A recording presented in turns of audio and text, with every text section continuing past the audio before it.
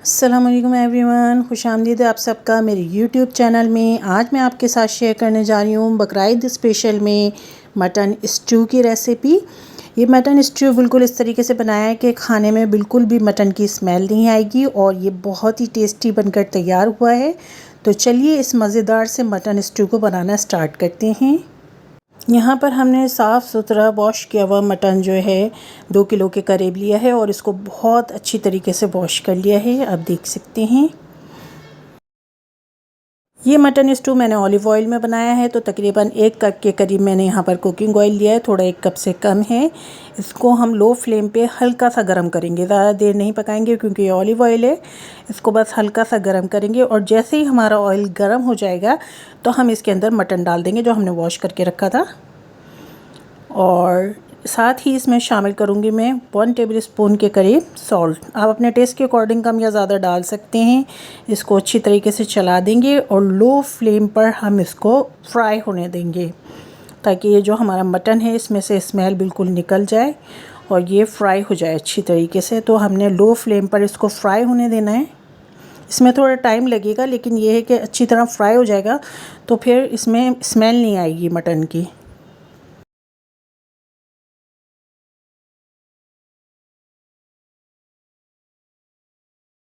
अब यहाँ पर आप देख सकते हैं गोश्त ने जो पानी छोड़ा था वो ख़ासी हद तक रिड्यूस हो चुका है और अभी भी थोड़ा बहुत बाकी है, पूरी तरह नहीं हुआ है। तो अभी भी हमें को इस तरह इसको फ्राई करना है। साथ साथ अब हम इसमें शामिल कर देंगे हाफ़ केजी के करीब जो है मैंने प्याज ली है और इसको मोटा मोटा चॉप किया है। स्टू के अंदर प्याज इसी तरह मोटी चॉप करके डाली जाती है। तो अब प्याज के साथ भी हम इसको फ्राई होने देंगे।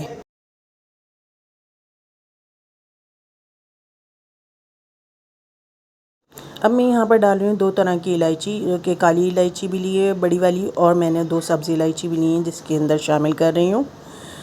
अभी इसको चलाते जाएंगे, साथ साथ हमने प्याज के इसको फ्राई करते रहना है। और 1 तेज़पात जो है मैं इसके अंदर शामिल कर दूँगी ताकि प्याज के साथ गोश्त अच्छी तरह फ्राई हो जाए और थोड़ा गरम मसालों का भी टेस्ट इसमें आ जाए।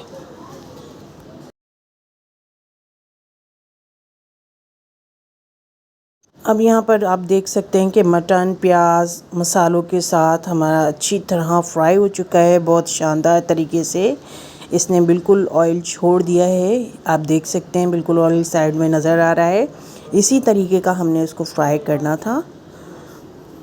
अब इसमें बाकी के इंग्रेडिएंट शामिल करते हैं। साबुत धनिया, ज़ीरा, लौंग, काली मिर्चें और दालचीनी, ये मैंने इसके अंदर डाले हैं। क्वांटिटी मैं आपको मेंशन कर दूंगी, उसमें आप देख लीजिएगा कि मैंने कितने कितने डाले हैं किस हिसाब से। और साथ ही हम डालेंगे इसमें अदरक लहसुन, इसी तरीके से साबुत इसके अंदर जाएगा। और फिर हम इसके अंदर शामिल कर देंगे मिर्चें। तो मिर्चों की क्वांटिटी आप अपने हिसाब से रखेंगे। मैंने साबुत लाल मिर्चें ली हैं और ये तकरीबन 15 से 20 लाल मिर्चें जो हैं मैंने इसमें डाली हैं। आप अपनी मर्ज़ी से कम या ज़्यादा कर सकते हैं। इन तमाम मसालों को अच्छी तरह मिक्स कर देंगे। मसाले डालने के बाद जो है हम गोश्त गलाने के लिए इसमें पानी शामिल करेंगे, तो ताकि हमारा गोश्त शानदार तरीके से गल जाए।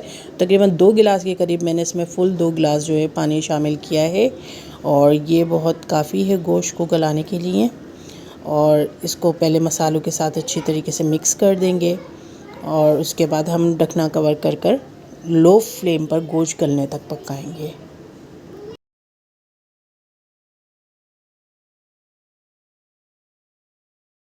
अब यहाँ पर गोश्त गल के जो है हमारा शानदार सा तैयार हो चुका है। तो मैंने इसमें 1 कप के करीब जो है दही शामिल करी है और ये दही खासी खट्टी दही है।